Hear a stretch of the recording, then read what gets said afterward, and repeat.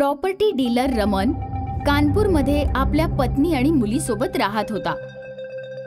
सोनू, कालचं payment clear झालं की नाही? त्यांना सांग आज रात्रीपर्यंत मला पूर्ण पेमेंट हवंय, नाहीतर मी त्याचे पाय तोडेन. रमन फोन ठेवून देतो आणि रमनची मुलगी कांचन येते. बाबा, मला 20,000 रुपये द्या ना, मला नवीन मोबाईल विकत घ्यायचा आहे. हे घे माझा डेबिट कार्ड, जेवढे हवे तेवढे काढ. ती मुलगी तिथून निघून जाते. पैसे देऊन देऊन तुम्ही तिला बिघडवलं आहे. तेव्हा रमनचा फोन वाजू लागतो. हॅलो, कोण? मी अमित बोलतोय. अरे अमित, इतक्या वर्षानंतर फोन केलास तू, आणि सांग कसं काय चाललंय? मस्त आहे. कानपूर फिरायला येतोय, भेटशील ना? अरे काय बोलतोयस तू, का नाही भेटणार?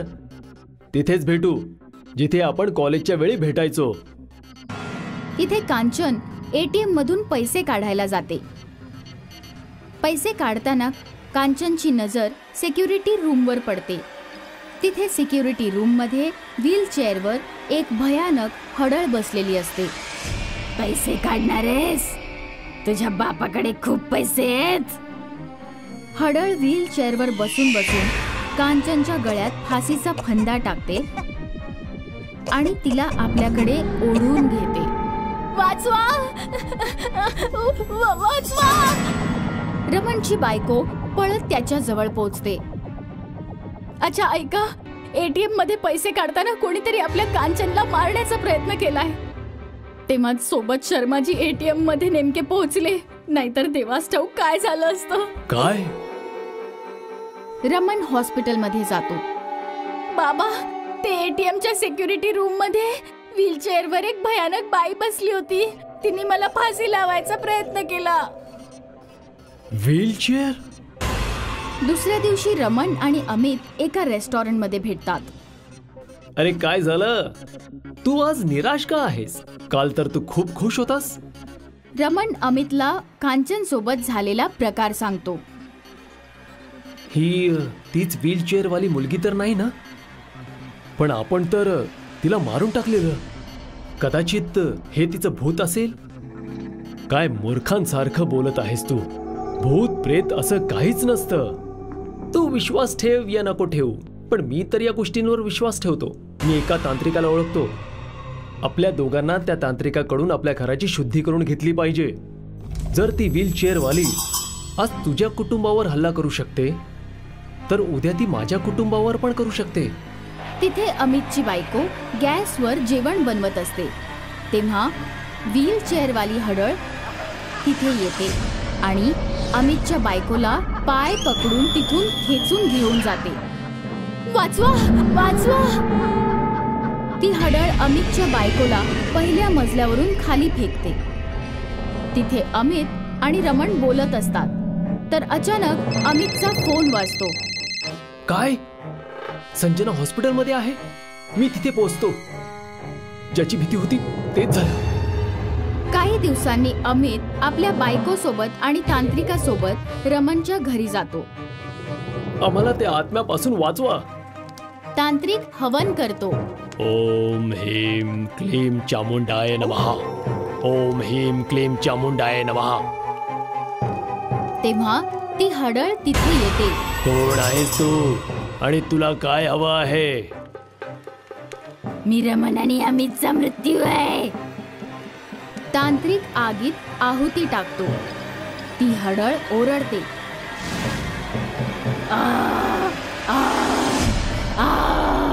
यांनी तुला काय केलं आहे? काय केलंय? माझं नाव सीमा आहे. 15 वर्षांपूर्वीची गोष्ट आहे. हे दोघं कॉलेजमध्ये होते आणि मी स्कूलमध्ये शिकत होते. माझ्या पायात पोलिओ होता. मी व्हीलचेअरवर जात असे. एकदा हे दोघं मला जंगलात उचलून घेऊन गेले आणि माझ्यासोबत वाईट काम केलं आणि नंतर माझा गळा आवळून मला मारून टाकलं आणि माझं शव जंगलामध्येच गाडलं. तू इतका वाईट माणूस असशील मला माहित सुद्धा नव्हतं. मला तुझ्याकडून घटस्फोट हवा आहे. चल कांचन. ऐक पूजा. पूजाने काही नाही ऐकलं. ती कांचनला घेऊन निघून गेली. अमित, मला घटस्फोट हवा आहे. मी माझं बायको असण्याचं कर्तव्य पार पाडेन, पण तुला आणि तुझ्या मित्राला शिक्षा नक्कीच मिळवून देईन, कारण मी एक वकील पण आहे. सीमा, मी तुझी माफी मागते. मी तुझी केस लढेन. अमितची बायको सीमाची केस लढते. कोर्ट रमन आणि अमितला 15 वर्षांची शिक्षा सुनावते. तेव्हा कुठे सीमाच्या आत्म्यास शांती मिळते. नवी मुंबईचे वाढत्या लोकसंख्येसोबत तिथे कन्स्ट्रक्शनचं काम जोरात सुरू झालं. त्यातील एका इमारतीच्या कन्स्ट्रक्शनमध्ये काम करत होती नंदिनी, जी एक इंजिनियर होती. हा नंदिनीचा पहिला प्रोजेक्ट होता ॲज अन इंजिनियर, म्हणून ती खूप एक्साइटेड होती. आतापर्यंतचं तर काम खूप छान चालू आहे. आशा आहे पुढच्या 6 महिन्यात इमारतीचं बेसिक कन्स्ट्रक्शन काम पूर्ण होईल आणि मग माझ्या करिअरमध्ये पण छान प्रगती होईल. इंजिनियर साहेबा, करिअरच्या फंद्यात हे विसरू नका की तुमचा एक नवरा पण आहे, जो तुमची घरी वाट पाहतोय. हो माहित आहे. मी आता निघणारच होते, तेवढ्यातच तुमचा कॉल आला. चला, तुम्ही फोन कट करा, मी निघतेच आहे.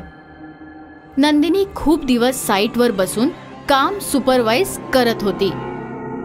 6 महिने झाले आणि आता बिल्डिंगच्या समोर लॉबीच्या कन्स्ट्रक्शनसाठी फाउंडेशनचं काम सुरू होतं. आरामात मनोज, सांभाळून. हो मॅडम. नंदिनीला सगळ्या कामगारांची खूप काळजी असायची.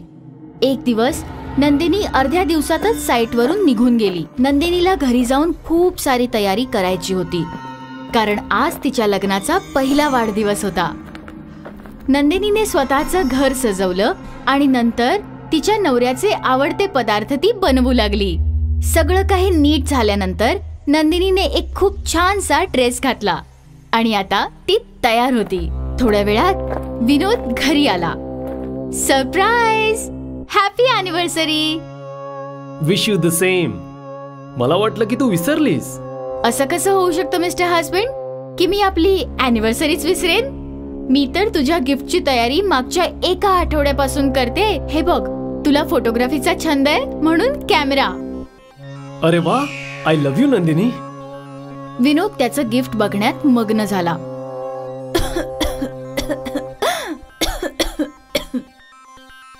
आणि माझं गिफ्ट विसरलास का? टॅन टॅन. विनोदने नंदिनीला डायमंड नेकलेस दिला, जो बघून नंदिनी खूप खुश झाली. ते दोघं एकमेकांशी बोलू लागले. तेवढ्यात नंदिनीचा फोन वाजला.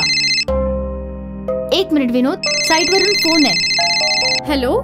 हा मुकेश, बोल. काय? कसं? सकाळपर्यंत तर सगळं ठीक होतं. ठीक आहे, मी येते. तू आता जाणार आहेस? साईटवर एक प्रॉब्लेम झालाय, अर्जंट जावं लागेल. मी 2 तासात परत येईन. तोपर्यंत तू फ्रेश होऊन घे प्लीज. ठीक आहे, पण लवकर ये. नंदिनी तिच्या घरातून साईटसाठी निघाली. ती साईटवर पोहोचली आणि तिथल्या सुपरवायझरने तिला प्रॉब्लेम सांगितला. पण टेरेसचं काम तर 1 महिना आधीच झालेलं. अचानक त्या भिंतीत क्रॅक कसा येऊ शकतो? हेच तर नाही कळत आहे मॅडम. तुम्ही स्वतःच येऊन बघा. ठीक आहे, चला बघू. नंदिनी सुपरवायझर सोबत वरती गेली आणि तिथे भिंतीवर आलेला क्रॅक बघू लागली. मॅडम, जर या भिंतीवर लोड आला तर पूर्ण बिल्डिंगच्या भिंतीवर क्रॅक येईल, पण हा क्रॅक का आला हेच कळत नाहीये. नंदिनी सुपरवायझर जवळ गेली आणि अचानक तिचा पाय सरकला आणि तोल गेला.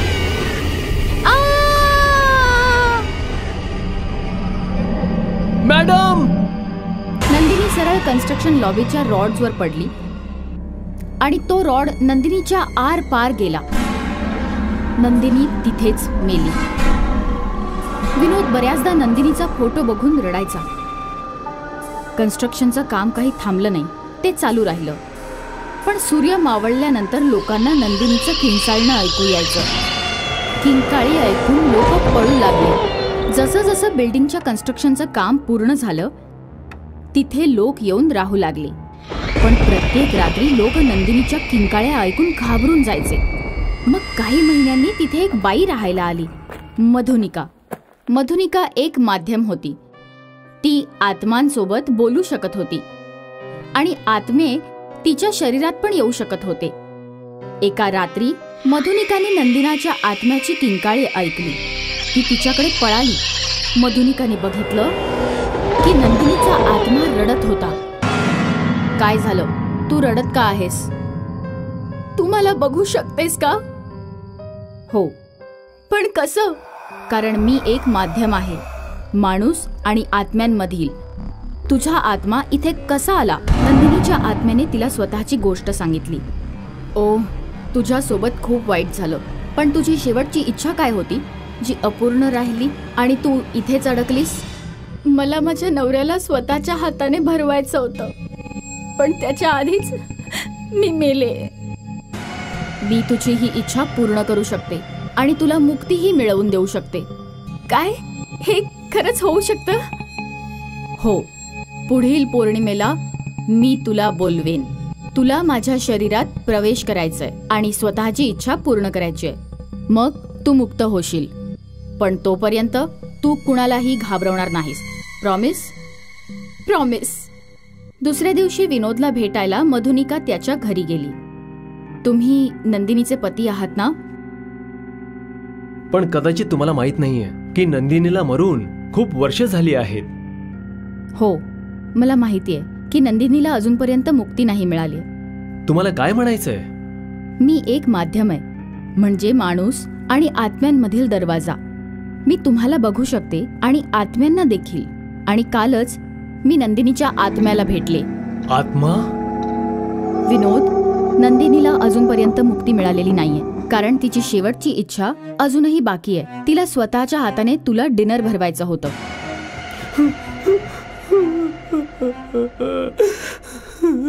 जोपर्यंत तिची शेवटची इच्छा पूर्ण नाही होत, तिचा आत्मा भटकतच राहणार.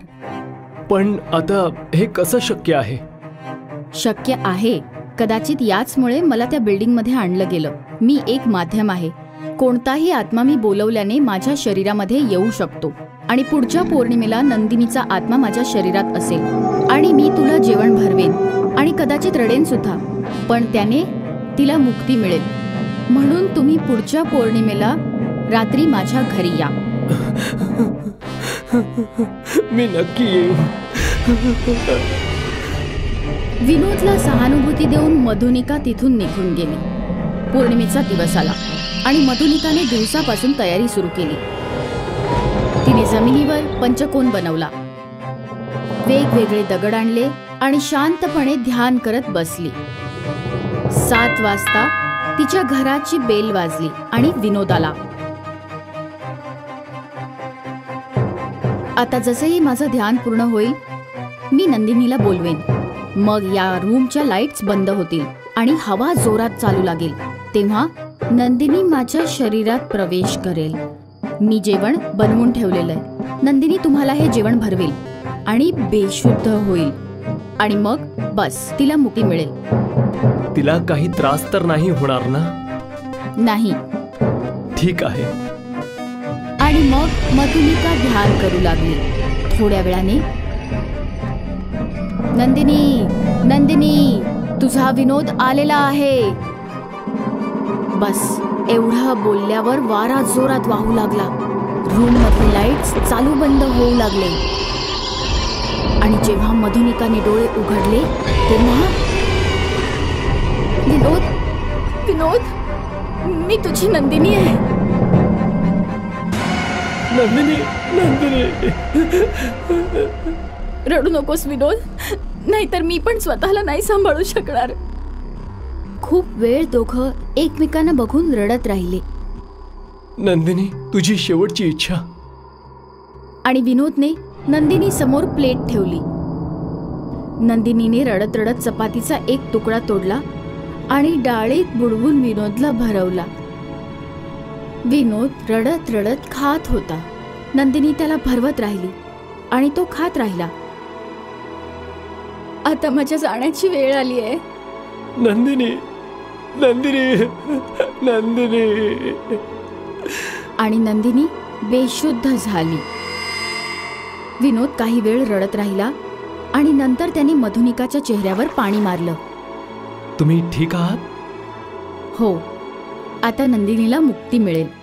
आता तिची किंचाळी कोणालाही ऐकू येणार नाही. विनोदने स्वतःचे डोळे पुसले. Thank you.